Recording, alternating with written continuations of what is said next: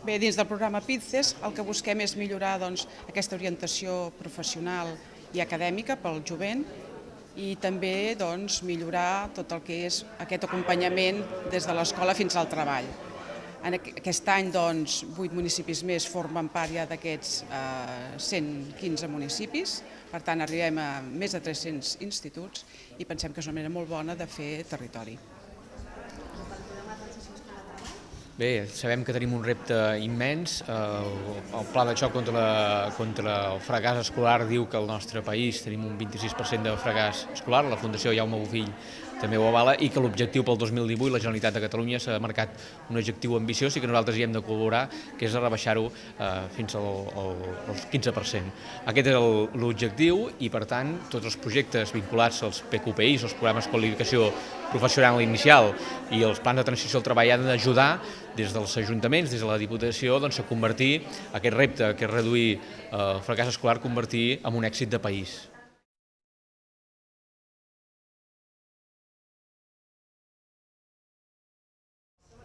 El paper dels municipis és molt important perquè l'administració municipal és la més propera a la ciutadania, això ja se sap. Llavors, el conèixer més la problemàtica particular pot fer aquest acompanyament fins a buscar i aconseguir l'èxit d'aquest jove en aquesta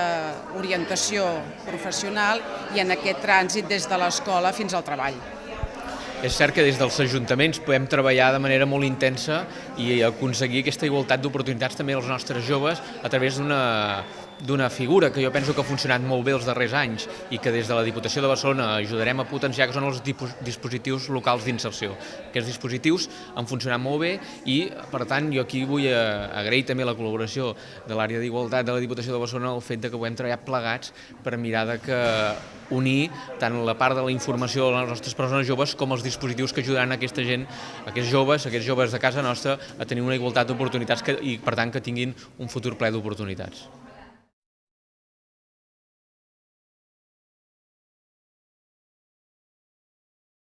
L'orientació ha d'acompanyar a la persona al llarg de tota la vida, perquè tota la vida ens formem, tota la vida treballem pràcticament, per tant la carrera professional és molt llarga. Tot el que aprenem amb l'orientació, a fer tot el procés de reflexió per fer una bona tria, valorant el nostre perfil, valorant un mercat de treball al que ens hem d'inserir un dia o altre, un mercat de la formació en el que també hem d'entrar, doncs tot això es va fent al llarg de la nostra vida, amb transicions que comencen de molt joves. La primera transició més evident és a l'ESO, a l'acabar l'ESO, però després se'n succeeixen una darrere l'altra i cal aprendre el procés per fer bé sempre una tria segura i una tria reflexiva.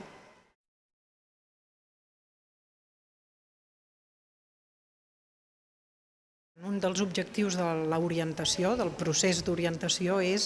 aconseguir que la persona sigui autònoma en la seva presa de decisions. El jove ha de ser autònom, ha de decidir per ell mateix. Per tant, com a orientadors el que hem de facilitar és aquelles eines, aquells recursos, aquell procés de reflexió que li permeti construir el seu argumentari en aquest procés de tria.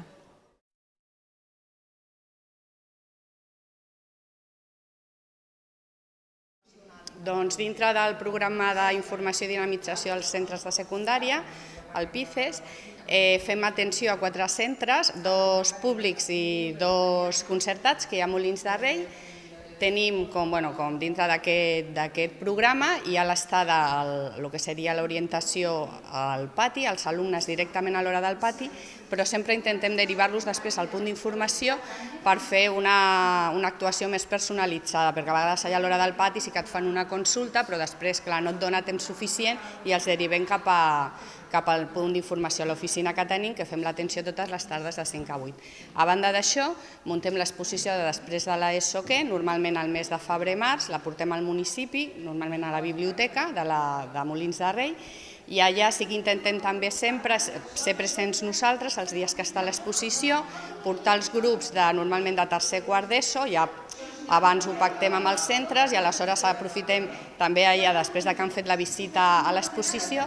de totes aquelles consultes que tinguin referides a temes tant acadèmics com professionals, doncs intentem també fer allà donar resposta a totes les consultes que tinguin. També amb els orientadors dels centres, normalment els psicopedagogs, també intentem passar tot el que són els recursos que estan al nostre abast i complementem, ells també a vegades ens deriven alumnes perquè volen això una informació, com deia al començament, més personalitzada.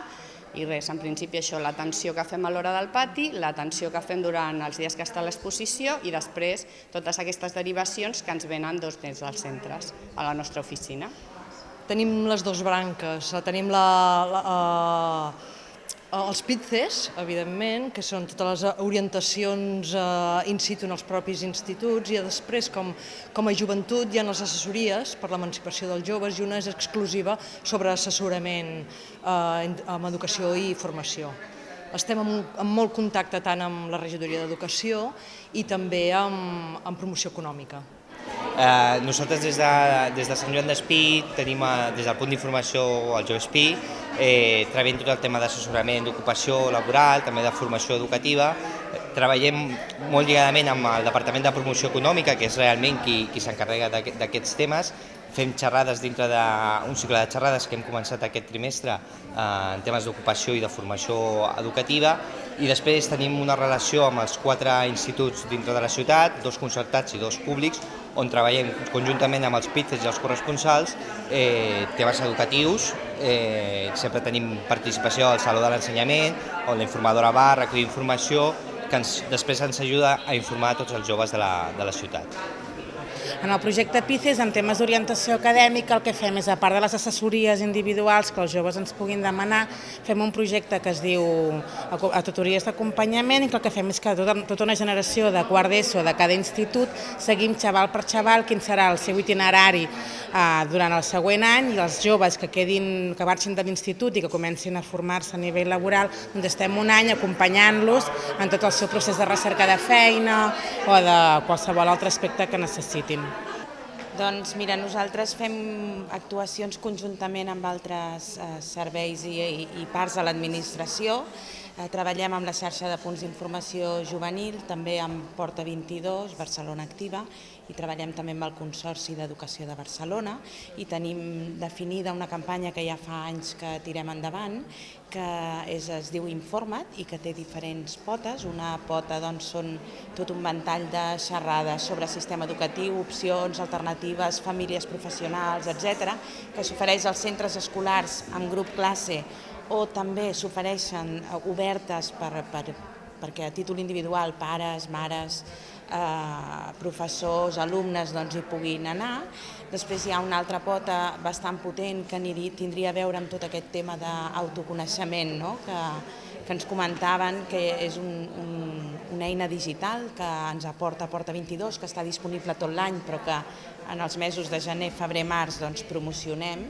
i on el noi a través d'un qüestionari digital pot reconèixer les seves habilitats, vocacions, valors, gustos, competències. I l'altra pota sobre la que desenvolupa l'Informat és un espai virtual a través de les xarxes socials on alumnes que estan en el moment de fer la tria del seu itinerari poden contactar amb alumnes que ja han fet aquesta tria i que estan estudiant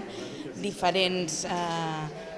opcions, siguin de cicles formatius o universitaris o PQPIs, i aleshores poden comentar a través de la xarxa totes aquelles preocupacions més properes, que preguntaries a un alumne i no preguntaries a un professor, a un pare o no sé, ningú més, preguntaries a algú com tu.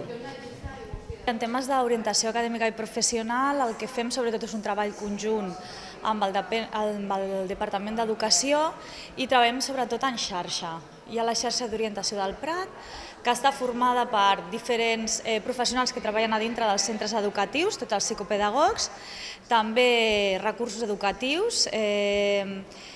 i departaments municipals. És a dir, és un espai de coordinació que tenim on es planteja tota